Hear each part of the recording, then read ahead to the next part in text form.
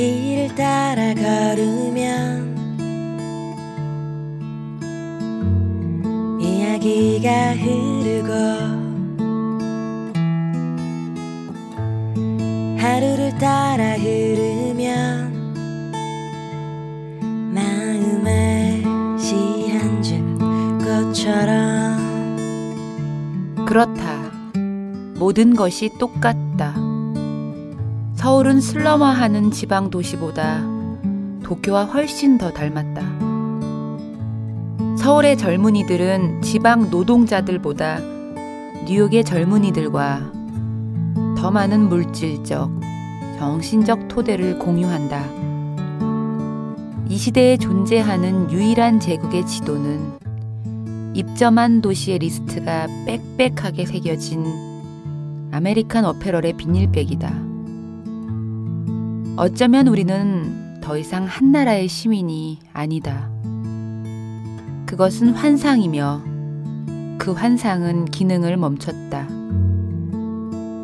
나는 더 이상 국가를 알지 못한다. 오직 도시들이 숨막히도록 서로 닮아가는 도시들의 근친상간 이야기가 여기 있다. 김사과 에세이 설탕의 맛에서 한 대목을 읽어드렸습니다. 저는 문장의 소리 DJ 김민정입니다.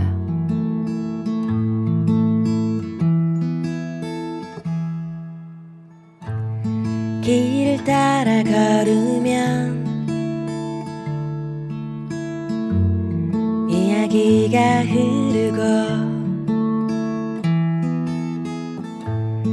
하루를 따라 흐르면 마음에 시 한 줌 꽃처럼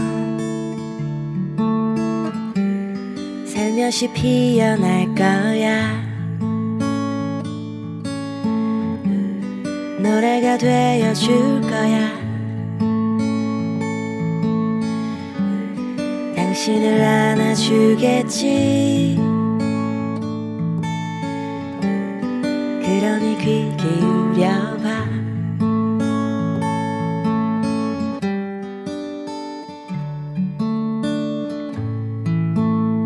문장의 소리. 오늘 작가의 방은 지난주에 이어서 매일매일 기다려 특집의 2부로 꾸미려고 합니다. 매일매일 기다려요. 저는 기다렸는지 모르겠어요. 민망하죠, 이거. 자꾸 민망하지 않아요? 네? 그 웃음소리가 들리시겠지만 제 앞에 지난주에 이어서 박찬세, 서윤우, 신철규 시인이 나와 계십니다. 한 주 동안 잘 지내셨어요? 아주 잘 지냈습니다. 얼굴이 부었어요. 잘 지낸 것 같습니다. 네. 혹시 오늘 술 드시고 오신 건지? 아니에요. 아니에요? 배가 나왔는데. 네. 네, 죄송해요. 우리 콜드버드 너무 놀린 것 같아가지고. 아니, 커피를 좀 세게 마셨어요. 아, 그랬어요? 아, 근데 그 콜드버드라고 불리는 거 괜찮은 것 같아요. 네, 아주 좋아요. 아니, 존재감이 있어. 그 유재석이 처음에 메뚜기로 불린 것처럼. 네. 약간 뭐 래퍼 같은 콜드버드 그런 것 같아요. 뭐. 그러니까. 지난 시간에 제가 좀 약간 힘든 얘기를 많이 했죠. 어려웠고 조금 이렇게 왜 예능 프로그램에서 보면 이렇게 뒤에 번개 나오고 비 나오고 이러는 그런 어려운 시기의 얘기들을 좀 했었는데 제가 좀 고민을 해보니까 어디로 데뷔한 누구입니다. 뭐 몇 년 됐습니다. 얘기를 했는데 정작 여러분들이 어떤 시로 데뷔를 했고 어떤 시를 쓰는 사람들인지 아직 시집이 없기 때문에 무시하는 거 아니에요. 검색하면 다 나오지만 또 이걸 듣고 계시는 분들은 또 바로 검색하는 일이 어렵기 때문에 시인들의 목소리로 좀 들어봤으면 좋겠어요. 그 등단작이 부끄럽기도 하고 좀 누군가는 또 시집을 낼 때 버리는 사람들도 있지만 그 뭐 낙인이에요. 이맛짝에 찍는 것처럼 뭐 그래서 마지막이다 싶은 마음을 한 번씩 이 방송을 듣고 계시는 분들한테 저는 이 시로 시인이 됐습니다. 신고식처럼 해주셨으면 좋겠어요.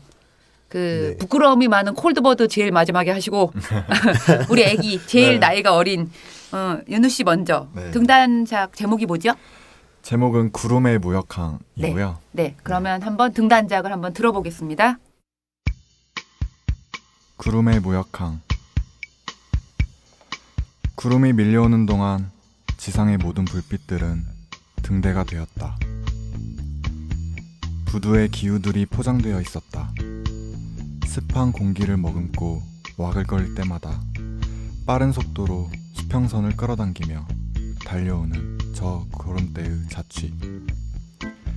맛있게 익혀진 별과 구름의 조각들에 침이 고이는 섬에서는 우산을 들고 수중을 낙하하는 신사들의 코트자락이 젖어가고 있었다. 구름과 구름 사이에는 말이 없었다. 기후가 담긴 상자를 내려놓고 증발하는 무역의 법칙 속에서 그들은 가져갈 것이 없었기 때문이었을까. 방목된 불순물의 언어들이 몰려와 그들의 짐칸에 실려갈 뿐이었다. 구름의 항구마다에 기생하는 안개들은 기후를 삼키고 달아났다. 소나기에 잡히지 않는 범죄라서 땅끝 나라엔 갈증에 무너진 땅들이 각질처럼 떨어져 나갔고 아이들은 목마른 사슴처럼 울어댔다. 구름은 고요히 어디론가 흘러갈 것이다. 그들이 가지고 있는 상자엔 누군가 포장하지 않아도 지구를 공전하는데 단단한 매듭이 지어진 취급주의의 결정체들이 흥건하게 고여있을 뿐이었다. 바람은 또 구름을 밀어내고 끌어당기며 푸른 허방에서 유방처럼 매달린다. 아우, 나는 변태인가 봐. 유방처럼 매달린다. 그때 들었던 심사평이 기억이 나요? 기억이 잘 안 나요. 기억을 해야지 애기가. 그런데 심사를 누가 하셨었어요? 그때 이제 박주택 시인과 오영엽 평론가와 원구식 시인이 하셨는데 그냥 좋대. 좀 이게 앞으로가 좀 걱정되긴 하지만 그래도 가능성을 봐주신 것 같아요. 네. 부모님 엄마가 몇 년생이에요? 엄마 70년생이요. 네. 그냥 엄마가 어릴 거라는 느낌이 있어서 물어봤는데. 아, 정말요? 그냥 엄마가 어렸을 때 난 애한테서 물어봤는데. 아, 진짜요? 네. 엄마 70이에요? 네. 몇 년생이죠? 네, 그렇습니다. 엄마 너무 젊겠다 지금. 네, 엄마가 시 쓰는 윤호 씨 좋아해요? 네. 이 시 좋아했었어요. 등단하고 엄마가 이렇게 등단이란 어떤 절차를 통해서 네. 내 아들이 이렇게 책에도 나오고 시인이 됐을 때 네. 부모님의 반응은 어땠는지. 70년 어머니 어떠셨는지. 70년생인 저희 어머니는 사실은 제가 쓰는 시를 잘 이해는 못 하시는데 유방은 이해하시죠? 이제 등단한 잡지가 있잖아요. 네. 그럼 항상 이제 어디 쇼퍼마트나 이제 침대마트에 있어요. 아. 네, 그래서 그런 거 보면은 그냥 죄송하지만 좋아하고. 아버지는 몇 년생이에요? 아버지도 70년생이시. 동갑이세요. 그 동네 분들 아니신가? 같은 동네에서 자라신 분들 아니에요? CC 컴 아니, 네, 캠퍼스 커플이셨어요. 그렇구나. 세상에나. 여기까지. 70 개띠 아니야. 네. 아우 참. 시 어떤 것 같아요? 두 분은 기억나요? 윤호 씨 등단작? 기억 안 나죠? 아니요, 찾아본 거는 한번 찾아봤던 것 같고 오늘 낭송으로 들으니 이 그림이 그려져요. 섬에서의 어떤 그런 어떤 고독이랄까 해야 될까 그런 것들이랑 젊을 때의 어떤 그런 어떤 열정 뭐랄까 어떤 정념이라고 해야 될까 막 끌어오는 게 있어가지고 역시 가방끈이 가장 길다. 나는 그냥 유방밖에 생각을 못하고 있어. 구름과 유방밖에 생각을 못하고 있었는데. 약쟁인데 완전. 우리 콜드버드는 저는 20살 때 데뷔했다 그랬잖아요. 그래서 직유를 되게 많이 쓰는구나 들으면서 그냥 그렇게 느꼈어요. 다들 잘 느끼는구나. 그 등단작은 만약에 첫 시집을 낼 때 넣을 생각이에요? 아니요, 저는 이제 등단하고 3년 정도 썼던 것들. 그때 버렸던 것 중에 이것도. 네. 그래도 인터넷에 검색하면 나오잖아. 그쵸? 근데 이제 지워가야겠죠, 제가. 어떻게 뭐 일일이 다 블로거들 너 지워라 이거 할 거예요? 댓글로. 그러니까 이게 참 무서운 것 같아. 맞아요. 시를 조금이라도 내가 고쳐서 시집에 내도 발표할 때 것들을 옮겨 놓으면 내 시인데 내 시가 아닌 게 돌아다니는 기분이 들어요. 네. 무서운 것 같아. 그래서 맞아요. 시집이 필요한 거죠. 네.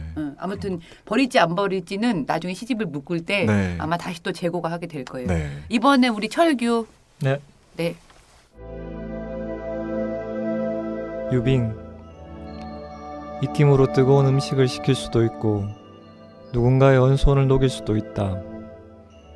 눈물 속에 한 사람을 숨을 시킬 수도 있고 눈물 한 방울이 그를 얼어붙게 할 수도 있다. 당신은 시계 방향으로 나는 시계 반대 방향으로 커피잔을 돌린다. 맞물린 톱니바퀴처럼 우리는 마지막으로 서로를 포기하지 못했다. 점점 단단한 눈뭉치가 되어갔다. 입김과 눈물로 만든. 유리창 너머에서 한 쌍의 연인이 서로에게 눈가루를 뿌리고 눈을 멈춰 던진다. 양팔을 펴고 눈밭을 달린다. 꽃다발 같은 회오리 바람이 불어오고 백사장에 눈이 내린다. 하늘로 날아오르는 하얀 모래알. 우리는 나선을 그리며 비상한다. 공중에 펄럭이는 돛, 새하얀 커튼, 해변의 물거품. 시계탑에 총을 쏘고 손목시계를 구두 뒤축으로 깨버린다고 해도 우리는 최초의 입맞춤으로 돌아갈 수 없다. 나는 시계 방향으로, 당신은 시계 반대 방향으로. 우리는 천천히 각자의 소용돌이 속으로 다른 속도로 떠내려가는 유빙처럼. 신춘문예를 조선일보 나오셨잖아요. 네. 제가 몇 번 예심을 봤는데 거기서 신춘문예로 되는 거 진짜 어려운 것 같아. 맞아. 신춘문예는 정말 운이 많이 따른 진짜 거기서 되는 거는 진짜 천운인 것 같아요. 그때 누가 심사했는지 누가 심사했어요? 네, 당연히 기억나죠. 저기 당연한 거 물어봤어요. 저는 그나마 여기서 제일 이렇게 핫하잖아요. 여기서는 핫해요. 2009년 등장이기 아무도 때문에. 본심은 문정희 선생님이랑 정원 선생님이랑 보셨고, 그다음에 예심은 문태준 시인, 김수희. 김수희 평론가, 김행숙 시인이 그렇게 보셨어요. 고루 잘 섞였다. 그러니까 좀 저 같은 경우는 약간 노린 것도 있었어요. 그러니까 노렸어? 그러니까 뭐 노렸다는 게 네. 딱히 그런 것이 아니라 이상하게 하여튼 물론 이제 상금이 저한테는 제일 컸고 다른 지면보다 좀 컸기 때문에. 조선일보가 돈이 제일 많이 주던가요? 신춘문예 중에서는 네, 아마 또 그랬고. 나는 심사했는데도 모르잖아. 내 돈이 아니니까. 그렇죠. 근데 우선 예심을 통과하겠다는 게 이제 목표였어요. 통과하면 어차피 거기서는 뭐 운이겠다라는 생각이 있었기 때문에. 그래서 너무 나이브하지도 않고 좀 또 너무 세련되게 쓰지도 않고 좀 그 선을 지키려고 노력을. 가방끈이 길어가지고 그냥 계산을 많이 했구나. 그러니까 이거 계산한 게 참 잘못된 일인데. 아니야 뭐라고 한 건 아니에요. 그러니까 제 자신한테 좀 부끄러운데 그렇다고 해서 이걸 또 계산해서 뭔가를 고치고 그런 건 아닌데. 이걸 첫 작품으로 밀 때는 이 정도를 선을 보여주면은 어떨까라는 그런 속셈은 좀 있었어요. 그 윤우 씨랑 마찬가지로 심사위원들이 왜 이렇게 신문에 보면 이렇게 심사평이라고 쓰잖아요. 네. 되게 빤한 말씀들을 보통 쓰지만 그 구절 속에 나한테 박히는 말은 또 유일하게 있는 것들이 좀 있더라고요. 저도 마찬가지였는데 어떤 게 가장 남았던 것 같아요? 그러니까 어떤 인간의 어떤 관계에 대한 것들을 그래도 아주 찬찬히 천착했다. 뭐 이런 것들에 대한 것들은. 천착이란 단어 잘 어울린다. 얼굴이랑. 얼굴에 천착이란 단어랑 잘 어울려. 그런 얘기는 처음 들어보는. 왜냐면 나만 그렇게 약간 무당처럼. 근데 심사평들이 다 그렇잖아요.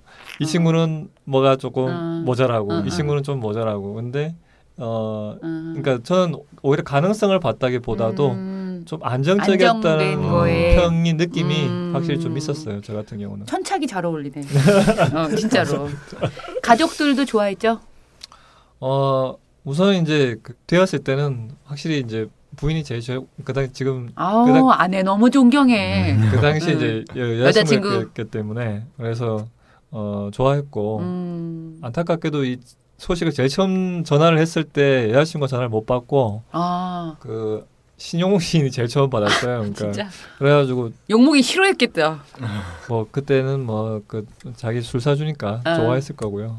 그래서 이제 부모님께 전화를 드렸어요. 그리고 나서 전화를 드렸는데 저희 어머니가 중학교 졸업하시고 아버지가 초등학교 졸업이에요. 그래가지고 뭐 이런 걸 잘 몰라요. 그래서 신춘문예 됐다 그러니까 모르니까 설명해줬죠. 100일장 같은 거야. 전국 단위 100일장이라고 그래가지고 상금도 준다고 하니 그때서야 이제 화색을 이 경상도 거창에서의 조선일보는 좀 세잖아. 그러니까 내가 그걸 지역색을 뭐라고 하는 건 아니지만 그게 좀 안타깝긴 하지만 저한테는 그러니까 제가 계속 운이 좋았다고 얘기를 하는 게 지면을 제가 의도적으로 고른 것도 아닌데. 그러니까 그걸 뭐라고 하는 게 아니고. 그래가지고 덕을 많이 봤어요. 그럼요. 그러니까 사람들도 워낙 이렇게 오히려 다른 데서 이렇게 지면으로 했으면 신춘문예 중에서도 했으면 크게 인정을 못 받았을 그치. 텐데. 그러니까 아니 우리끼리야 뭐 무슨 신문이든 다 똑같은데 네. 그 잘 모르고 지방으로 가면 많이 보는 신문. 그러니까 뭐 경향신문이라든지 이런 신문은 잘 안 들어가니까. 그렇죠. 그러니까 그래서 근데 경상도인데 제대로 그냥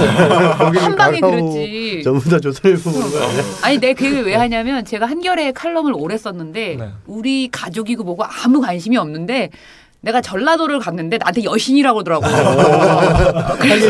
그쪽은 또 한겨레 그래서 내가 전주 막걸리집에서 여신 됐잖아. 누나 저 미모가 또. 아니 그 미모 때문이 아니라 거긴 한겨레 신문을 많이 보니까 네, 거기다 뭘 쓰는 사람을 그래서 난 태어나서 그런 대접을 처음 받아봤잖아. 그러니까 저 같은 경우도 이제 동네에도 막 플래카드가 걸리고. 어머 그 플래카드 보관하고 있어요? 저기 플래카드는 이제 버렸죠. 버렸는데 그런 걸 보관해야지. 심지어 제 동생이 그 운 좋게 지금 그 지방에서 공무원 하고 있는데 그게 저기 그쪽 군청에서 소문이 나서 간단한 축전 같은 게 하나 오더라고요. 이게 뭔 짓인가 싶더라고요. 별것도 아니야. 경상도는 조선일보 제대로 찌른 거지. 아무튼 뭐 경사겸사 그렇게 됐어요. 그렇구나. 집안의 큰 경사죠. 그거는 진짜 나는 신춘문예 하고 싶었거든. 부모를 위해서. 근데 내 시를 알다시피 할 수가 없잖아 나는. 우리 또 긴장하고 있는 콜드버드 씨. 제가 낭송을 되게 못해서요. 진짜. 근데 낭송해야 되는데 제목이 뭐예요? 콜드버드. 우리 콜드버드 한번 들어봐요. 네. 네. 콜드버드. 북극곰이 서쪽 하늘에서 물개를 물어뜯습니다. 허연 하늘이 핏물로 더럽혀집니다. 자라는 종양을 보고 웃는 짐승을 본 적 있나요? 새들이 허공에서 벗어나려고 퍼득거립니다. 오리들은 얼룩진 강의 지퍼를 열고 동전을 꺼냅니다. 꺼낸 동전을 꿀꺽 삼킵니다. 내 얘기 좀 들어보실래요? 뒤통수에 칼이 박히는 꿈을 꾸면 새가 된다는 전설을 금방 지어내봅니다. 뒤통수에 칼이 박히는 꿈을 꾸면 새가 된대. 저 소름 돋는 부리 좀 봐. 유리창이 나뭇가지에 내 얼굴을 걸어놓습니다. 걸린 얼굴 위로 새 한 마리 날아와 지저깁니다. 이렇게 꼭 맞는 방은 처음입니다.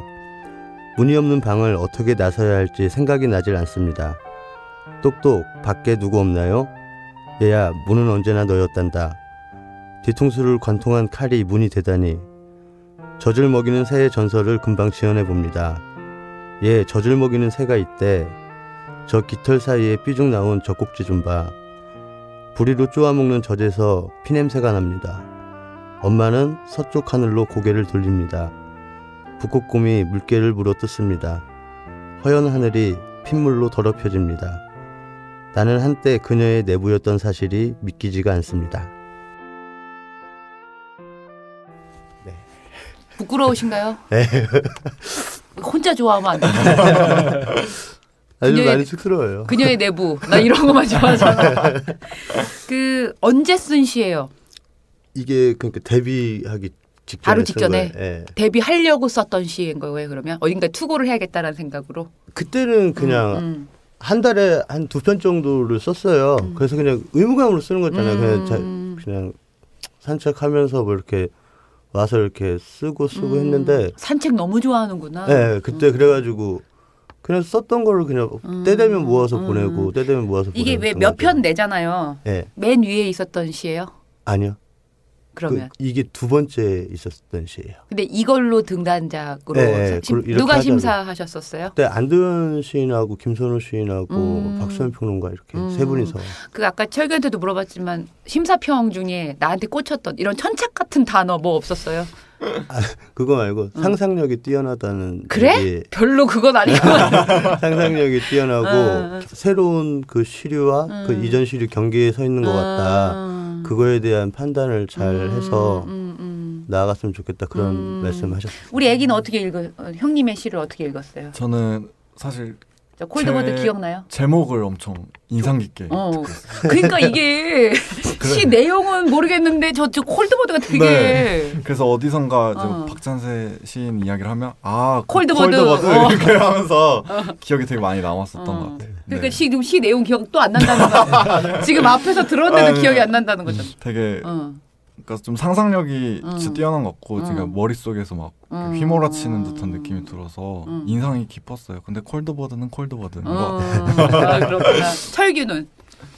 저는 오히려 저기 박찬대 시인 같은 경우는 저는 지면을 그때 봤었어요. 그러니까 어떻게 우연찮게 이제 이름을 들었고 또 만난 적이 있어서 알고 있었는데 저보다 이제 먼저 등단을 하게 돼가지고 저는 크레바스라는 시를 좋아해서 같은 지면에 실렸던 시가 있었는데 근데 중요한 건 내용이 기억이 안 나요. 그 당시에 크레바스 얘가 시를 제목은 괜찮은데 다 내용을 기억을 못하나 보다. 제가 이제 의아했던 게 그 당시에 그 전에 봤을 때 등단 전에 봤을 때 인상이랑 시가 약간 세련돼 있어가지고 간극을 제가 이렇게 무슨 말인지 알겠다. 찾기가 되게 힘들었어요. 근데 이 시 같은 경우 지금 다시 보니 들으니 들으니 칼이 된다. 칼이 뒤통수에 꽂히면 새가 된다는 그러니까 결국 풀이를 상징하는 이런 이미지들이 강렬한 것들이 의외로 있어서 다시 새롭게 보게 되는 느낌이 있는 것 같아요. 역시 가방끈이 가장 길어. 어떻게 생각하세요, 우리 콜드버드 씨는? 약쟁이 같아요. 이거 잘 풀어가지고. 아니, 얘 농경 사회 뭐 그런. 얘는 약간 농경 사회 느낌 안 나? 아 맞아요. 약간 좀 성공의 수도사 이렇게 뭐 그런 거 어울리는. 약간 옷도 그렇게 입잖아요. 그러니까 그런 게 잘 어울리지. 그 첫 시집을 만약에 내게 되면 콜드버드 넣을 거예요? 이거는 넣어야 된다고 생각을 해요. 왜냐하면 제가 좀 엄마한테 미안했던 부분들을 제가 여기다 썼기 때문에 그래서 또 됐다고도 생각을 하고 그리고 제가 이 시기에 가장 진솔한 감정 표현을 이 시에다 했기 때문에 아마 뭐 첫 시집에 넣는 건 당연한 거고 그 다음에 어디 가서 뭐 이렇게 뭐 아끼는 시 있냐 하면 뭐 이게 처음에 써서 서툰 면이나 뭐 이런 건 있지만 그래도 제가 이게 콜드버드 아낀다 뭐 이렇게 얘기할 것 같아요. 그렇구나. 제목으로 시집 제목으로 할까? 진짜 웃기겠다. 콜드버드인데 박찬세 이렇게 써. 진짜 웃기겠다. 가장 요새 힘든 일이 뭐예요, 찬세 씨는? 진짜 이상하다. 콜드버드라고 부르다가 찬세 씨라고 하면 되게 이상하다. 힘든 건 없어요. 사실 진짜 안 힘들어 사는 거? 그런 거 없어요. 저 시인 되고 나서 정말 좋았어요. 그 시인 되기 전이 너무 힘들었기 때문에 왜냐하면 그때 막리를 하잖아요. 이렇게 영역 나가서 그럼 대학 졸업하고 이렇게 타박타박 걸어오면 친구들을 만나요. 어디 갔다 뭐해? 요새 뭐해? 그러면 나 일하고 왔어. 뭐 노가다 뛰고 왔어. 이렇게 하면 야 취직을 해야지 너. 그리고 옷은 다 그 막리라고 들어오니까 옷도 저기 하고 오늘 같이 이렇게 마이 같은 거 옷 그때 그랬는데 그래서 시인이 되고 나서 집안 식구들 형제들도 너무 좋은 거예요. 둘째 뭐해 그러면은 얘가 뭐 이렇게 되게 길잖아요. 나를 설명하기 위해서. 그렇지. 대학을 졸업을 하긴 했는데 취직은 안 하고 뭐 어쩌고저쩌고. 이렇게 항상 뭐 본심 모르고 시 쓰는데 뭐 이렇게 근데 제가 딱 데뷔하고 나서는 시인이야. 걔 시인이야. 이렇게 하면 딱 되니까 뭐 그런 것들도 좋았고 그다음에 뭐를 해도 막리를 해도 그런 게 너무 좋았어요. 그래서 힘들고 뭐 먹고 살기 힘들고 이런 거는 사실은 그런 예전에 비하면 아무것도 아니고 지금 자체는 전 시인 되어서 너무 행복해요. 지금도. 철규는? 저는 청탁 받을 때가 제일 힘들고 그다음 힘들 때가 청탁 없는 사람 앞에서 그런 소리 하고 칼 맞아. 그런 게 그렇지만 엄살이 불이가 된다. 불이가. 정말 칼이 뒤통수에 들을 것 같은 느낌이 드는데요. 근데 엄살 같겠지만 이제 청탁을 그러니까 안 받아야 되는데 잘 못 그러니까 힘들어하니까 받고 나서 마감 때까지 그 기간이 계속 반복되는 거예요. 그래서 말르나 봐. 그러니까 제가 시를 그러니까 저기 박찬대 시인처럼 그러니까 그 이전과 이후를 비교해서 혹은 그걸 떠나서라도 시 쓰는 걸 이렇게 그래도 좋아하고는 상관이 없는데 저는 글 쓰는 걸 한 번도 좋아해 본 적이 없어요. 지금까지 한 번도 좋아해 본 적이 없고 그러니까는 이걸 어떻게든 부담이 더 심한 것 같아요. 그러니까 그거에 대한 것들이 그래가지고 그러니까 마감이 끝나면 조금 괜찮아지고 또 청탁이 또 이렇게 오게 되면 그러니까 이게 또 많이 와서 그런 문제가 아니라 또 밀어놨던 것이 또 계속 또 오고 그치. 뭔가 계속 부채처럼 뭐가 이렇게 다가오니까 파도처럼 계속 밀려오니까 좀 그런 느낌들이 이제 계속 힘들죠. 우리 애기는 윤우는 저는 옷 신상 사 입어야 되는데 돈 없어. 1,000만 원 있잖아. 저 같은 경우는 첫 시집 때문에 좀 힘든 것 같아요. 근데 이거를 이제 책을 내는 것을 기다리는 게 처음에는 힘들었어요. 근데 지금은 기다리는 게 힘든 것이 그냥 그 자체가 힘들더라고요. 제가 뭐 다른 시집에 지금 열과 성을 다할 수 있는 상황인데도 불구하고 그냥 나는 계속 기다려야 되는구나라는 생각 때문에 좀 그런 기다림이 조금 힘들고 사실은 생활 먹고 사는 게 조금 1,000만 원 있잖아. 그 1,000만 원은 제가 보증금으로 나중에 이제 그렇구나. 집에 가려고 난- 준비하고 있어요. 네. 미안해요. 남의 1,000만 원 계속 내가 호시탐탐 이런 사람처럼. 뭐 윤호 씨가 현실적인 얘기를 했지만 네. 그 어떻게 뭐 첫 시집 얘기 우리가 안 할 수가 없잖아요. 네. 지금 매일매일 기다려의 주제가 시집은 없으나 시를 쓰고 있는 친구들이 모여 있는 자리니까 네. 시집이 어디 뭐 얘기가 된 데가 있어요? 네, 저는 이제 민음사에서 내년 1월에 나온다는 소리를 들었어요. 원고는 다 넘어갔고 원고는 넘어가는데 제가 한 번 더 보고 넘기려고. 행복하고만 뭐. 근데 그런가요? 근데 이제 좀 처음에는 시집 계약이 안 돼서 걱정이 많았고요. 그다음에 또 계약을 하니까 또 언제 나올지 모르니까 또 그게 좀 불투명해서 그랬고. 네, 매일매일 시집 원고만 보고 있을 순 없잖아요. 그것도 좀 매일매일 보고 있으면 되지. 근데 이제 시랑 좀 떨어져 있고 나서 시를 보는 것과 계속 옆에 붙어서 보는 게 또 달라서. 아우 가장 우리 중에서 가장 진짜인가요? 아니 연륜과 관록이 있어 보여. 나보다도 더 형님 같아가지고. 네, 그래서 아이 뭐 애긴데 벌써 내년 1월이면 얼마 안 남은 거지. 그런가요? 아마 다가오면 다 버리고 싶어질 거예요. 네, 그럼 어떡하죠? 그럼 미루면 돼요. 그런가요? 그럼 미루면 돼. 네. 아이 그러면 어쨌든 계약도 되고 잘 됐네. 네. 그거는 어디 가서 그런 얘기하면 혼나. 네. 그리고 우리 철구 씨도 시집을 준비하고 있죠?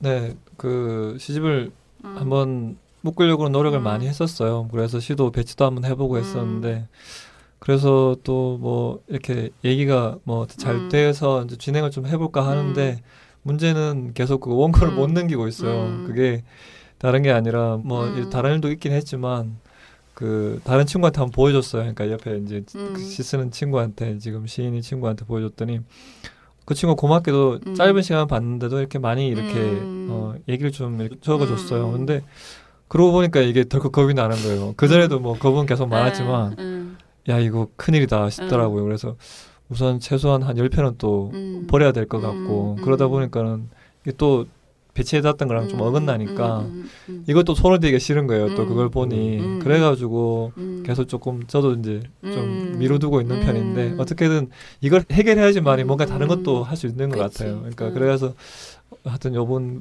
5월에는 어떻게든 해결을 보려고 생각하고 있습니다. 우리 콜드버드는 저는 일단 원고를 한번 다 모았고 저도 이제 한번 정리를 한번 했어요. 네, 정리를 해서 폴더 하나 만들어가지고. 네, 그래서 투고를 했고 그래서 이제 좀 그 기다리고 있어요. 결과를 어떻게 뭐 그쪽에서 뭐 좋다 안 좋다 뭐 얘기가 나올 뭐 그걸 기다리는 중이라 저 사실 마음은 좀 홀가분해요. 일단은 그걸 다 넘긴 상태라. 저는 그런 생각도 들더라고요. 그냥 시집 한 권만 내고 시집 더 안 내도 나는 별로 아쉬울 것도 없었겠다라는 생각이 들었던 게 난 두 번째 시집을 내고 되게 후회를 많이 했거든요. 내지 말았어야 되는 시집을 냈거든. 근데 막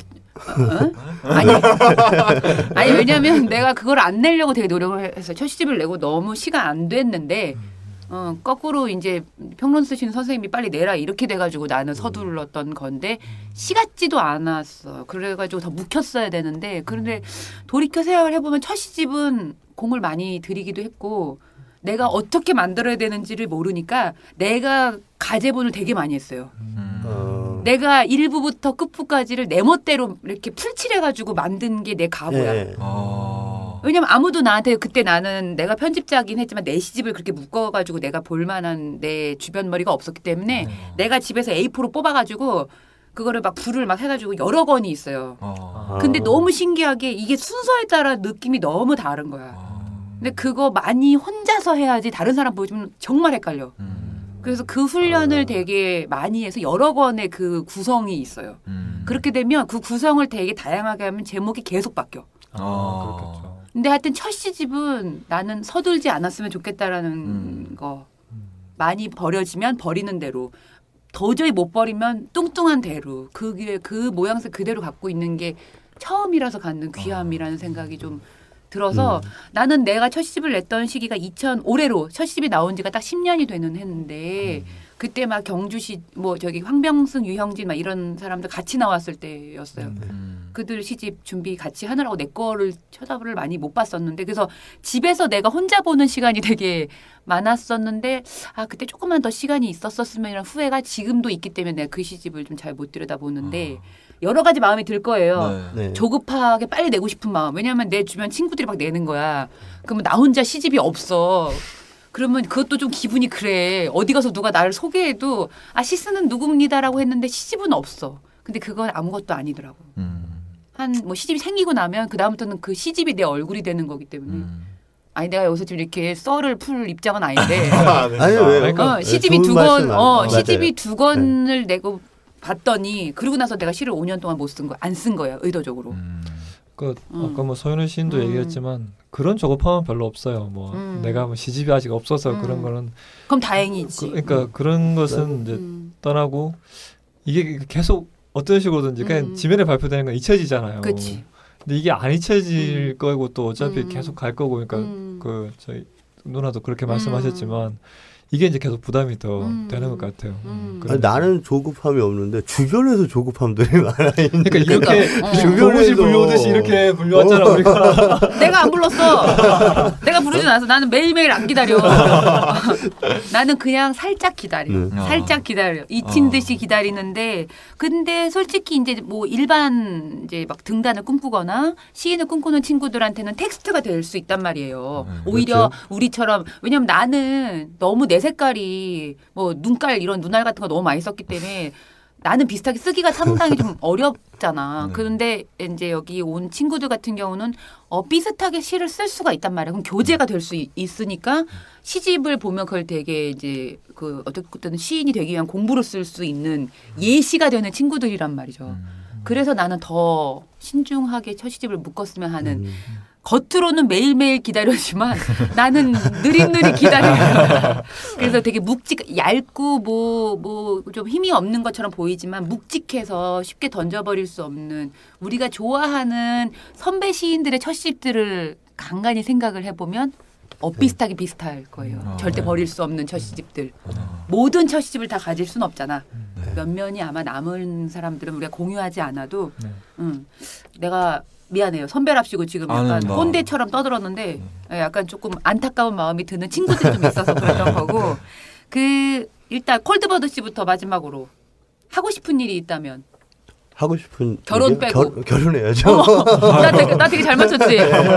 왜냐면 몇 번 안 만났는데 나한테 여자친구 자랑을 너무 해가지고 내가 어이없어서 이 노처녀한테 막 여자친구 자랑할 게 그거밖에 없어요. 그러니까 막 와인 먹고 막 그때 그런 막 자랑해가지고 파스타 먹고 막 이러지. 그래서 결혼 날짜를 잡았어요? 내년에 해야 될 것 같아요. 어제 전 보고 왔는데 전 봤어요. 엊그제 전 보고 왔는데 올해는 좀 하면 안 좋고 내년에 하는 게 어떠냐고 그래가지고 그 전 보시는 분이 문운이 어떻대요? 문보다도 51에 모든 걸 다 내려놓고 몇 살? 51이요. 아우 그런 날은 안 와. 모든 걸 내려놓고 그냥 골프나 치러 다닌다고 그러던데. 아 진짜? 네. 그 사람 어디가 그 골팔이 아니야? 여기 홍대에서 봤어요. 홍대 유명한 데서. 그러니까 우리 콜드버드 씨가 51살이면 내 11년 몇 살? 14년밖에 안 돼요. 14년. 그래? 그때 나 55살이야. 54살이다. 54살. 근데 지켜봐야겠다. 그럼 내년에 결혼과 함께 시집도 나오면 좋겠네요. 네. 좋은 결과를 기대할게요. 네, 감사합니다. 그랬으면 좋겠어요. 그래서 이렇게 시집이 나와가지고 또 한 번 오면. 네. 그때 술 먹고 와요. 네. 좋죠. 우리 철규는 바라는 점, 뭐 하고 싶은 일. 바라는 바는 우선 그러니까 제가 짊어진 것들이 있어요. 아까 뭐 시집도 그렇고 또 공부도 같이 하고 있으니까. 얼른 교수 돼야겠네. 그런 것은 아니고요. 그런 것은 산티 났어? 그게 아니라 우선 제가 논문을 써야 되는데 논문을 못 쓰고 있어요. 뭐 빨리 쓰면 안 돼? 그런 거? 그게 참 워낙 제가 게을러요. 제가 뭐야 이렇게 잘 하질 않아요. 그러니까 마감도 오면 그러니까 마감 때까지 절대 쓰질 않아요. 그러니까 항상 펑크가 나게 되는 것도 그 마감해서 미룬 그 일주일이나 그 2주 안에 뭔가를 쓰지 않으면 결국 펑크로 이제 돼버리는데 다른 일도 좀 마찬가지예요. 그러니까 시간에 맞춰서 뭔가 하는 것들은 어떻게든 결혼은 어떻게 빨리 했어 그래도? 결혼은 그때 아니면 못할 거라는 생각을 했었어요. 연애도 오래 길었고 몇 년 했어요? 연애를 한 7년 하고 만 7년 넘게 하고 이제 결혼을 해서 그 빨리도 아니구나. 그래가지고 이제 부인은 되게 하는 거 별로 안 좋아했는데 빨리 하는 거 별로 안 좋아했어요. 진짜? 그러니까 아주 그냥 둘이 닭살 커플이던데. 장난 아니죠. 아우 옆에 끼지를 못하겠던데. 올해 하고 싶은 일은 있어요. 애기 갖는 거? 좀 덜 싸우는 거? 둘이 싸워? 많이 싸워야죠 애들은. 그 뭐야 이거 뭐 쇼윈도 부부야? 그런 건 아닌데. 그래서 아무튼 제가 해야 될 일들이 있어요. 뭐 그런 얘기는 좀 하기는 뭐한데 그것들을 어떻게든 치러내고 싶어요. 그러니까 하여튼 여름 안에서는 좀 가시적으로 뭔가를 제가 끌어내고 싶고 그리고 이런 식으로 이렇게 안 기다리게 하고 싶어요. 그러니까, 사람들을. 그러니까. 나는 조금밖에 안 기다린다니까. 선배가 하는 얘기는 아니에요. 그러니까 알겠어요. 뭐 애기도 낳아야지. 뭐. 애기는 아마 남의 부부 생활은 알아서. 네. 그분이 아마 결정하실 분이에요. 제가 결정할 수 있는 미안해요. 부분이 아닙니다. 남의 부부 생활까지 내가. 그다음에 우리 애기 윤우. 저 두 가지만 이야기해도 될까요? 두 가지. 뭐 10개 해도 돼. 네. 하나는 애인 있어요? 네. 다들 어떻게 잘. 그 서효인 시인이 저한테 얼마 전에 이런 말을 해줬어요. 그 첫 시집을 묶을 때가 됐으니까 묶어서 낸다는 생각을 하지 말고 첫 시집이 하나의 어떤 외침이 됐으면 좋겠다라는 말을 했는데 제가 좀 와닿더라고요. 그 말이 좀 와닿았어요. 그래서 그걸 믿고 이제 첫 시집을 잘 준비하고 싶고 또 하나는 제가 이제 문단에 데뷔하면서 사실 되게 어려움이나 외로움이 많았어요. 개인적으로. 외로웠죠? 네. 그런데 저는 사실 시만 놓고 가고 싶은데 시 외적으로도 생각할 거나 이렇게 해야 될 게 많더라고요. 이제 그런 점에서 조금 더 스트레스 받으면서 더 재밌게 해나갈 방법을 늘 생각하고 싶어요. 네. 아유 이게 아기가 가장 우리보다 지금 항상 집 등단도 제일 선배예요. 서효인 시인이 우리 중에서. 그러니까 근데 20살에 데뷔를 했기 때문에. 네. 어린애가 했으니까 바라보는 눈이 좀 다를 수 있어요. 네. 그건 어쩔 수가 없어. 그러니까 맞아요. 첫 시집에 대한 욕심이나 성급함을 내가 더 갖지 말라고 하는 이유가 좀 혼자서 좀 묶는 게 그러면 좀 무뎌지는 시선이 생기는 그 지점에 더 신뢰를 가게끔. 그러니까 아기가 등단한 게 나쁜 건 아닌데 너무 어렸던 거지. 그런 거를 바라보는 눈은 우리들은 어쩔 수 없는 거니까. 맞아요. 그 매일매일 기다려라는 제목으로 나와 보니까 어때요? 대표로 우리 콜드버드 씨 어때? 그냥 저는 좀 당황스럽고 좀 그랬어요. 왜냐면 농촌 총각처럼 이렇게 공주 총각 왜 그래? 아니 진짜로 당황스러운 게 이쪽에 앉는 게 이게 또 이게 체감되는 게 좀 다르. 나 이 콜드버드 씨가 진행한 걸 못 들어봐가지고. 네, 그래가지고 근데 또. 재미도 있네요. 이쪽에 앉아서 좀 편안하게. 나 평가하는 거야. 아니, 그런 재미가 아니고 제가 좀 이렇게 얘기를 질문을 받고 제 얘기를 할 수 있어서 오히려 좀 그래요. 아무 생각 안 하고 대답만 해서 되니까 좀 그런 재미도 있었어요. 그러게 그 2주에 걸쳐서 이제 세 분이 나와 주셨고 또 이제. 사실은 뭐 간절함이 누구보다도 다 있을 분들이고 그리고 그 간절함은 아마 우리도 기다리는 마음으로 똑같이 전해질 거라고 생각이 드는데 앞으로 뭐 시집도 물론 그렇지만 우리한테는 또 개간지가 있고 월간지가 있고 많은 지면이 있잖아요. 그리고 많은 술자리가 있을 것이고 서로 싸우지 말고 자주 그 문우의 정을 나누면서 왜냐하면 우리가 또 평생을 봐야 돼. 욕을 하면서도 평생을 보는 데가 이곳인 거고 놀라운 게 뭐냐면 한 번도 만난 적이 없었던 사람인데도 불구하고 글을 봤었다는 이유만으로 인사하면 친숙해지는 네 맞습니다. 이런 판이 여기밖에 없다는 생각이 좀 들어요. 그런 어떤 부분에 있어서는 또 귀한 데니까 서로 또 우정들을 잃지 말고 또 형님 말 잘 듣고 동생 잘 챙기고 그 신간들로 또 여기에 한 번씩을 또 찾아주셨으면 좋겠습니다. 2주에 걸쳐서 수고 많으셨어요. 네, 감사합니다. 감사합니다. 수고 많으셨어요. 네, 안녕히 돌아가세요. 네.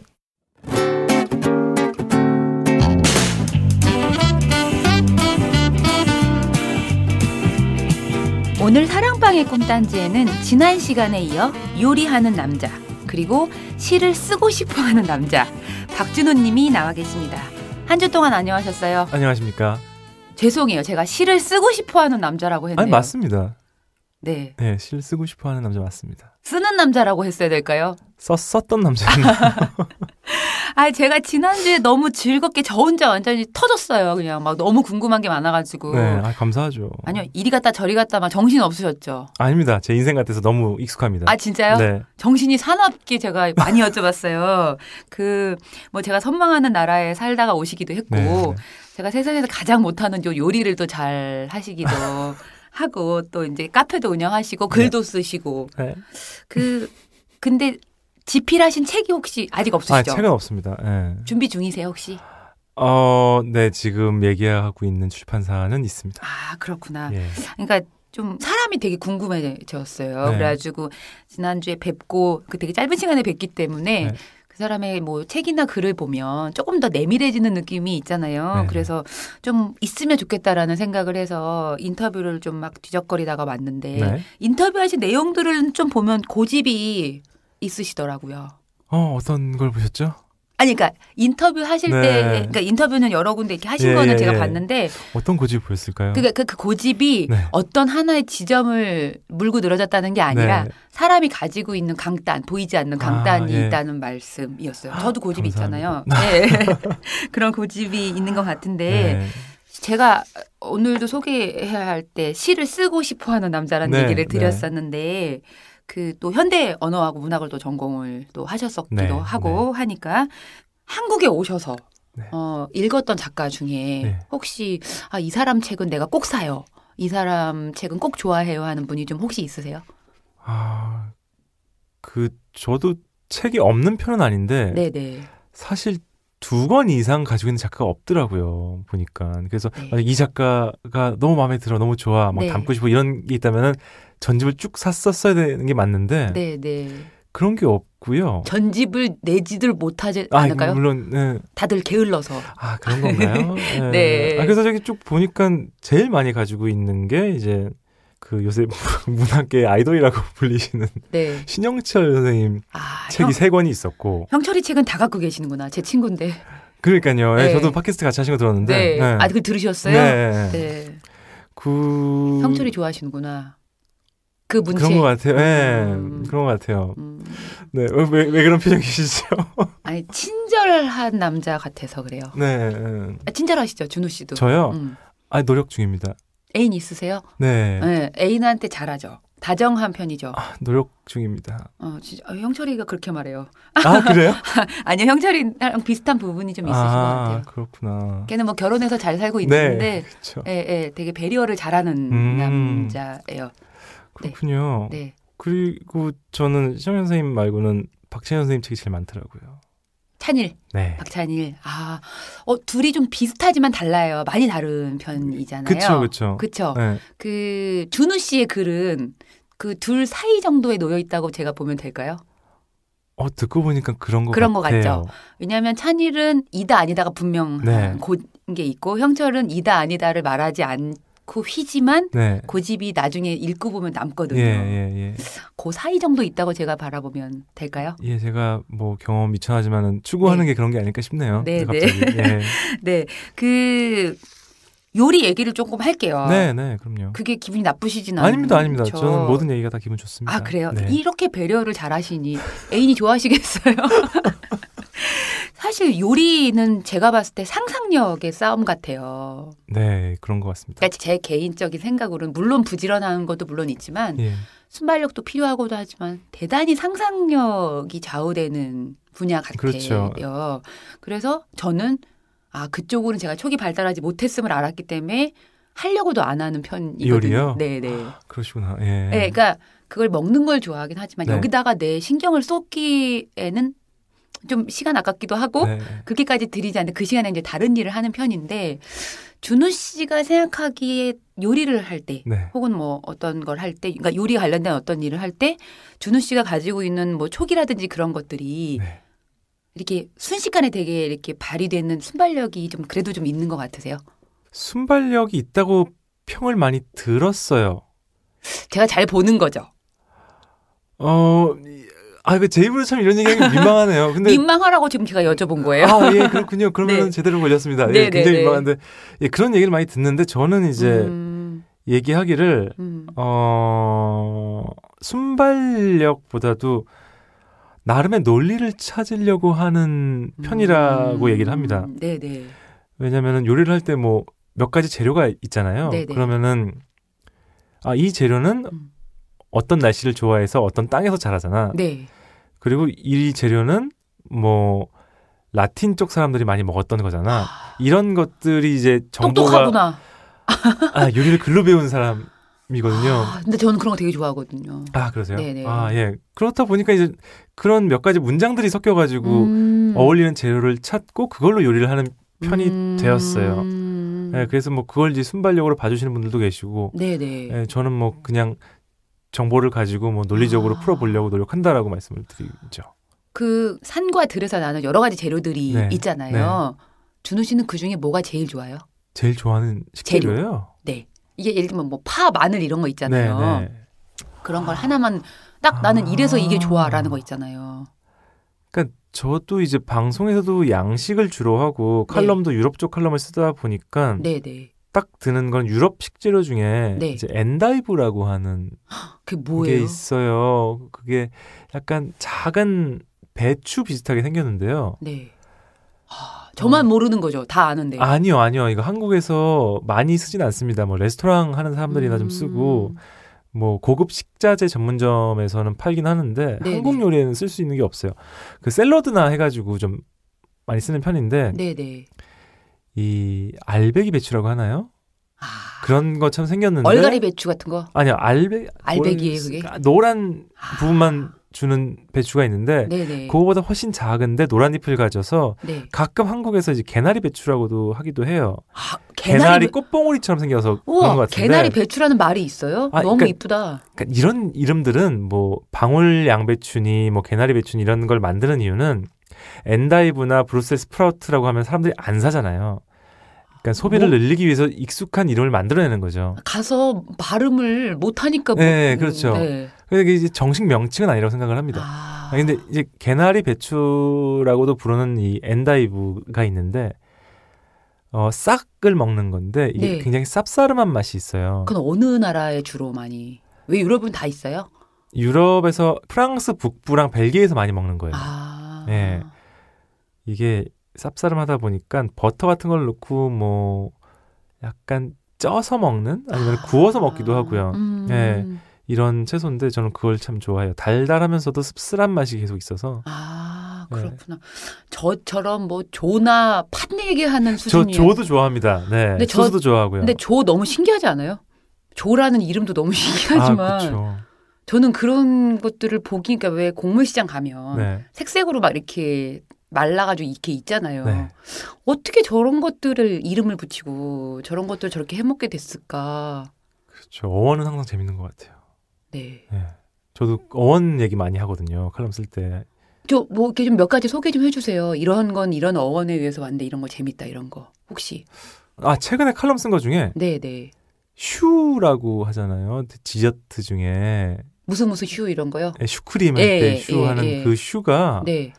왜 슈냐라는 얘기를 종종 하거든요. 네. 근데 이제 프랑스어를 어느 정도 아시는 분들은 슈가 양배추라는 뜻이다. 양배추처럼 동그랗게 생긴 거기 때문에 슈라고 한다라고도 하고 그 다음에 아기들한테 슈슈 그래요. 귀여운 아기들한테. 네네. 그래서 귀엽고 작은 디저트라고 해서 슈라고 한다라고 얘기를 하거든요. 근데 하지만 그게 아니더라고요. 아니에요, 그게. 네. 네. 이게 만드는 과정에서 네. 밀가루와 달걀 반죽을 입반죽을 합니다.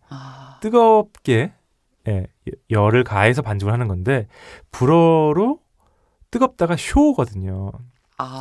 그래서 빠따 쇼라고 해서 뜨겁게 하는 입반죽이라는 게 이제 처음 레시피에서 그렇게 발음을 했었고 이게 구전되면서 쇼가 슈가 된 거더라고요. 근데 귀엽다 슈슈도 괜찮은데. 네, 그것도 괜찮아요. 네. 양배추도 말이 되고 네. 귀엽다도 말이 되는데 사실은 이제 뭐 학자들이 얘기하는 거는 이게 가장 더 신빙성이 있다라고 얘기하는 거. 재밌다. 또요. 또 뭐가 있을까요? 야, 이런 걸로 한 100개는 쓰겠어요. 그죠, 준우 씨? 자료조사 많이 해야죠. 뵙겠을 거면. 나는 막 편집자니까 막 책 네. 내고 싶다. 그걸로. 이런 거 재밌는 거 많습니다. 네. 네, 그런 거 처음 들어봤어요. 왜냐면 이연복 아저씨도 그거 도마질하기 바쁘지, 그 칼질하기 바쁘지, 그걸 얘기할 그게 그렇잖아요. 그건 몸이 뵌 거니까. 네. 보지 않으면 모르는 건데 이렇게 들으니까. 야, 재밌다. 또 얘기해 주시면 안 돼요? 슈슈도 귀여운데. 네. 또 뭐가 있을까요? 제가 준비해온 게 없어가지고 생각하는 시간이 좀 걸릴 건데. 네, 그럼 이따 생각나면 또 생각나면 말씀드리겠습니다. 그러니까 이게 전공을 한 것이 영향을 되게 미칠 수 있는 것 같아요. 그죠? 그러지 않나요? 그러니까 음식을 글로 팔려고 하는 성향이 없잖아 있어서. 근데 그럴 수 있는 사람이 우리나라에 거의 없죠. 박찬일 선생님. 아유, 찬일도 아니야. 거기도. 거기도 그냥 몸이지. 거기도 그냥 몸과 감이라고 할 수 있죠. 그러니까 유럽파는 아니지만은 국내 식재료 많이 다루시는 황교익 선생도 계시잖아요. 네, 그분 계시고. 네. 그래도 이렇게 전문적으로 슈 얘기하면서 이런 분 처음 봤어요. 아, 그런가요? 네.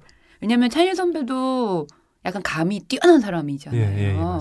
뭔가 설명을 하는 걸 귀찮아하고 이 빤한 걸 왜 물어봐. 네. 아이 성격이 좀 잘 맞아서.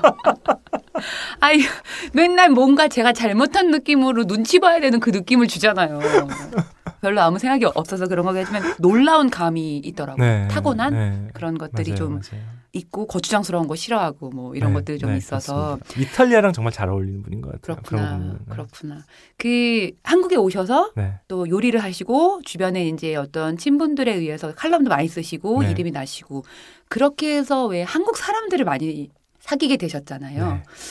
그렇게 해서 지금 한국에 오신 지 지금 얼마나 되신 거죠? 그렇게 치면? 지금 이제 2011년에 들어왔으니까요. 11, 12, 13, 14, 15년 차 됐네요. 어떠세요? 5년 동안의 나의 변화. 일단 친구들이 많이 늘었어요. 일단 고려가 늘었고요. 돈 많이 버셨어요? 그동안에? 아니요. 뭐 예전에 비해서는 뭐 그런 방송 출연료 맞나요?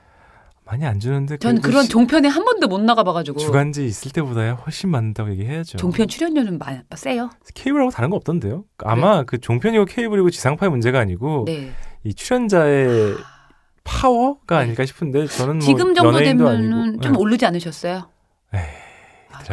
약간 기대했거든요. 네. 사람인지라 기대했었는데 되게 궁금했거든요. 저는 종편에 나가본 적이 없어가지고. 그래도 뭐 예능 프로그램이라고 하죠. 그런데 좀 나가시고 뭐 꾸준히 하시는 분들이야 오르지 저희 같은 사람들은 뭐. 그렇구나. 네, 제가 또 이게 돈 얘기에 또 샜어요 옆으로. 저도 돈 얘기에 혹 해가지고. 네, 그래서 5년 동안의 한국 생활에서 많은 사람들을 또 사귀셨을 거 아니에요. 네네. 어떠세요? 한국의 친구들, 한국 사람들. 한국 사람들이요? 네, 10년을 벨기에에서 살다 오셨으니까 그 이후에. 왜냐하면 제 주변에 외국에서 한 10년, 14년 있다가 한국에 들어오면 되게 당황들을 처음에 많이 하더라고요. 그러니까 한국 사람이었고 한국에서 고등학교까지 나왔었음에도 불구하고 되게 생경스러워하는 문화가 있다라고 하더라고요. 그러니까 저도 한국 사람이고 한국 문화고 벨기에에서도 집도 부모님과 동생이 같이 사는 한국 집이었고 교회도 한국 교회를 다녔고 이러다 보니까 결국은 한국 문화권이거든요. 네네. 그럼에도 불구하고 10년 만에 들어오니까 가장 큰 게 놀랐던 게 뭐가 좀 있으세요? 사람들이 왜 이렇게 급한지 모르겠어요. 급해요 정말. 제 말만큼 급하죠. 저 이제 5년 지나서 지금 적응해가지고요. 선생님 급하신지 모르겠고 진짜? 저도 급해진 것 같아요. 정말 한국 사람들이 정말 급한 것 같아요. 첫 해는 확 느꼈어요. 요리할 때도 급해요? 첫 해는 제가 요리를 안 했어가지고. 그러니까 왜 벨기에에서는 요리 시키면 천천히 나와요? 그것도 있습니다. 그거 얘기하고 싶었어요. 워낙 많은 분들이 말씀하시잖아요. 한국은 음식이 너무 빨리 나온다고. 프랑스나 벨기에에서 5가지 정도 요리가 나오는 코스를 먹으면은 한 2시간은 먹는 것 같아요. 진짜요? 네. 우리나라는 그럼 다 망해요. 우리나라는 깜짝 놀랐던 게 물론 뭐 워낙 비싸서 자주는 못 가지만은 가끔 가면은 이 사람들이 보고 있다가 비웠다 하면은 그릇을 바꿔주더라고요. 다음 요리로. 그렇죠.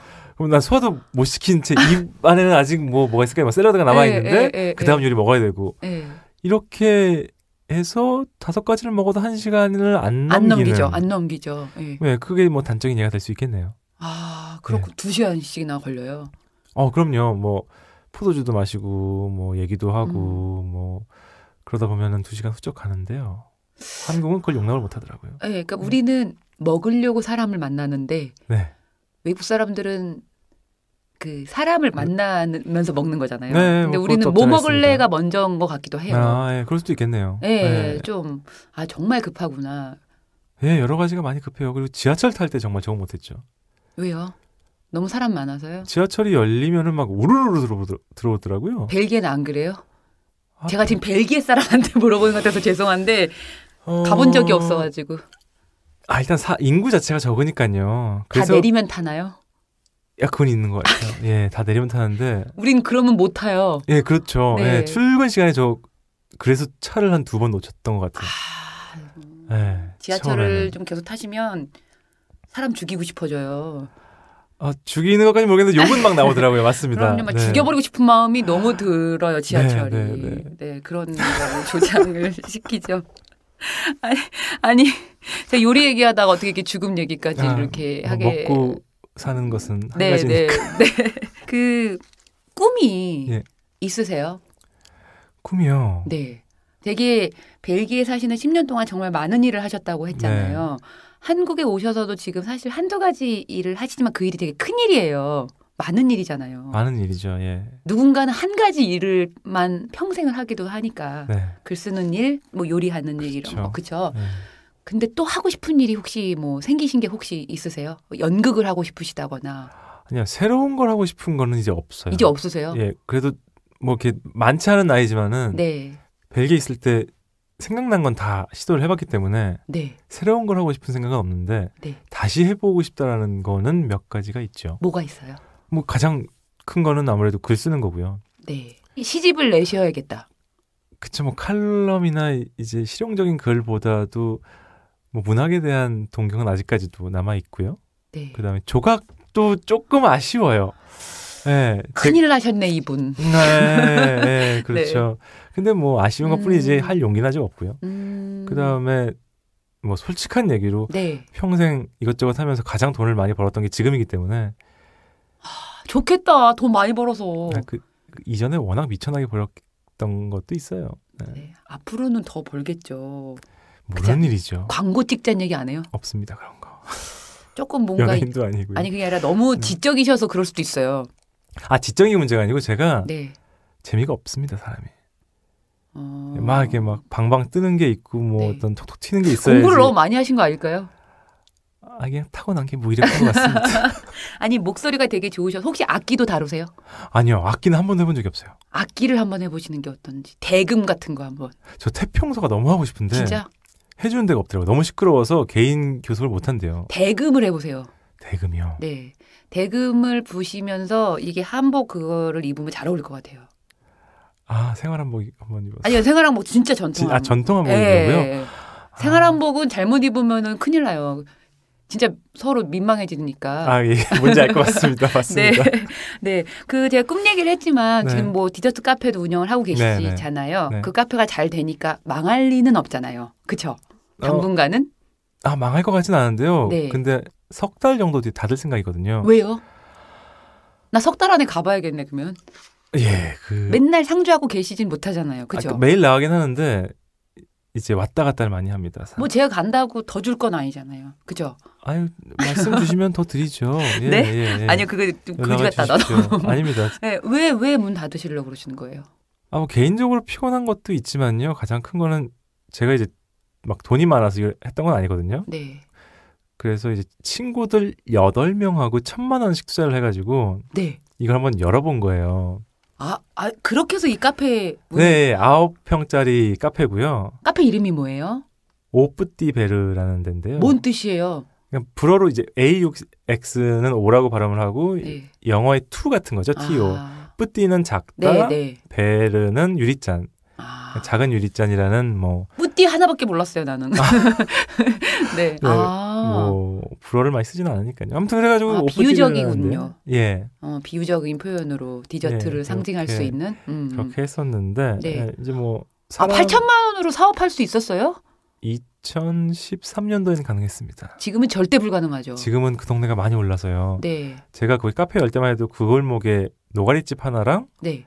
작가 이상 네네, 생가터 네네. 거기만 딱 이렇게 불이 들어와 있었거든요. 제가 그 근방에 서점을 하려고 그랬었어요. 아, 예. 무슨 서점 하려고 그랬냐면 네.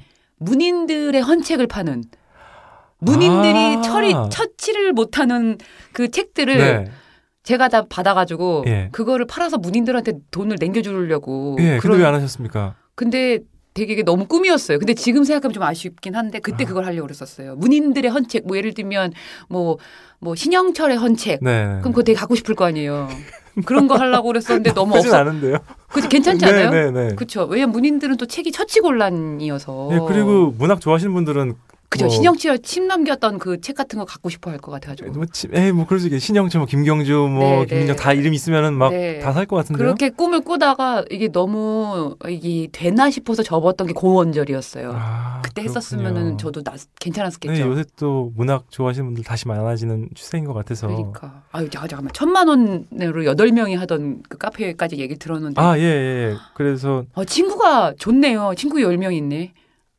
그러니까 친구와 친구의 친구와 친구의 동기와 친구의 동료와 뭐 이런 사람들이 모여서 했던 건데 결국은 망하지는 않았으니까 서로 손해보진 않았죠. 네, 손해보진 않는데 네. 처음에 이렇게 여러 명이 모였던 이유가 망할 수도 있는데 무리하지 말자, 욕심 부리지 말자라고 해서 했던 건데 이게 잘 되니까 그중에 뭐 욕심이 나는 사람이 있나 봐요. 그래서 저를 중심으로 이제 알고 지낸 사람들이 얼굴 붉히는 게 보기가 싫더라고요. 그렇지. 그래서 저는 빠지겠습니다라고 이제 얘기를 하고.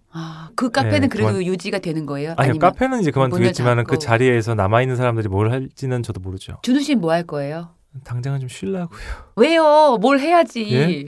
그러다가 이제 또 잔고가 비면은 뭘 하려고 또. 진짜 하고 싶은 가게가 있어요? 정말 하고 싶은 거는 이제 너무 욕심 부리지 않고.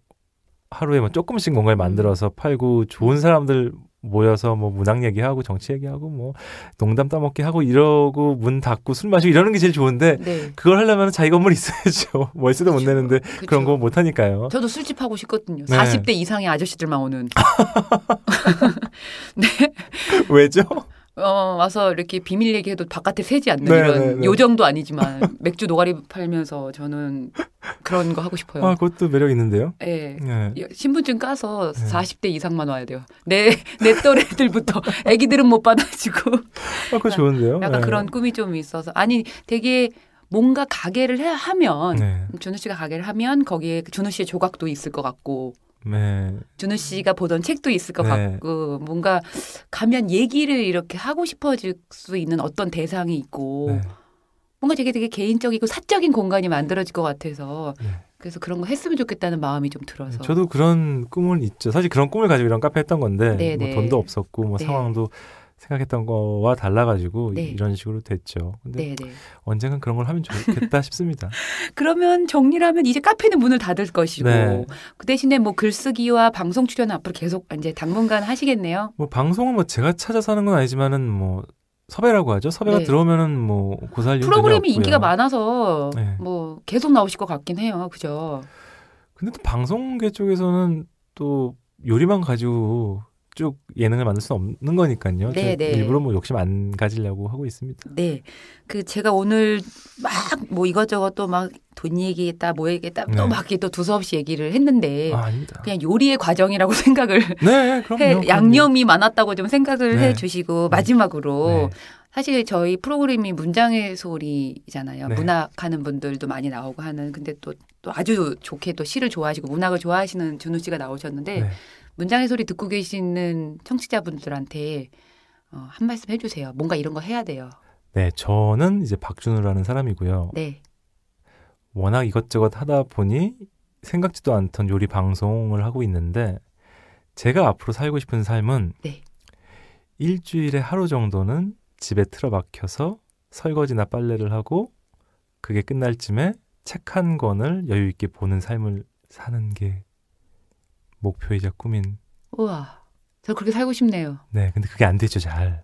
아주 안 되죠. 네. 특히 프리랜서다 보니까 부르면 가서 일을 해야지 이제 밥값이 나오잖아요. 네. 그런 거 말고 일주일에 하루 정도는 그런 여유를 부릴 수 있는 논팽이가 되고 싶습니다. 그런 논팽이가 되시면 저도 좀 그렇게 살라고도 좀 옆에서 좀 해주세요.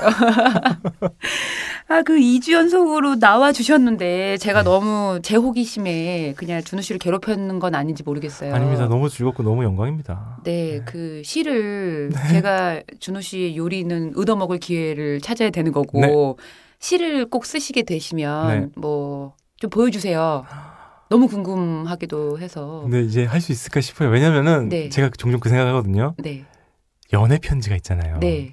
연애하는 중에는 그게 너무 막 예쁘고 막 설레고 그러잖아요. 근데 연애가 끝난 다음에 그 편지를 보면은 손발이 오그라들거든요. 그럼 우리 어떻게 해요? 시인들도 마찬가지지. 시인들은 시라는 연애를 계속 하고 계시잖아요. 저는 약간 밖에 나와 있다 보니까 우리도 쓰고 내면 다 꼴도배기 싫어요. 우리도 다 이게 미쳤나 이런 마음이 들지만 그래도 또 지나가요. 제 동기들도 첫 책은 못 읽어보겠다고 하더라고요. 네, 첫 책은 저도 제 첫 시집은 저도 안 읽고 있어요. 아직도 안 읽으십니까? 내고 나서 부끄러워서 못 읽어요. 그래도 그냥 내고 지나가는 거죠. 네, 그러니까 준우 씨도 꼭 쓰게 되면 주인들한테 저 시 썼어요라고 좀 해주세요. 알겠습니다. 기대를 많이 하겠습니다. 알겠습니다. 감사합니다. 2주 동안 제 시끄러운 얘기 들어주시느라고. 너무 즐거웠습니다. 네, 또 언젠가 또 기회가 또 책이 또 나오시면 또 한번 나와주세요. 네, 감사합니다. 네, 수고 많으셨어요. 안녕히 들어가세요. 감사합니다. 안녕히 계세요. 네.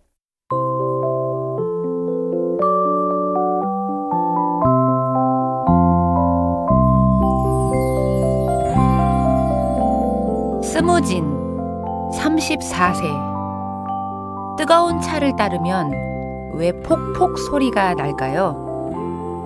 차가운 차를 따를 때는 졸졸, 주르륵인데 뜨거운 차를 따를 때만 폭폭, 기분 좋은 소리가 납니다.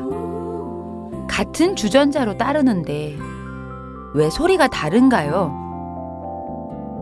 다니카와의 대답. 왜 그런 소리가 나느냐 하면 당신이 그렇게 생각하기 때문이지요.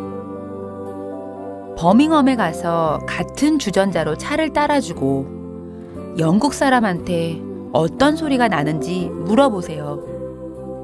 또 충칭 같은 데 가서 차가운 차를 따라주고 중국인에게 어떤 소리가 나는지 물어보세요. 그 결과를 검토한 다음에 나랑 같이 생각해봐요. 가방에서 꺼내 읽어드린 한 권의 책. 오늘 제 가방 속에 들어있던 책은 다니카와 슌타로의 무엇이든 대답해주는 질문 상자였습니다. 지금까지 저는 문장의 소리 DJ 김민정이었습니다. 다음 주에 올게요. 저 갈게요.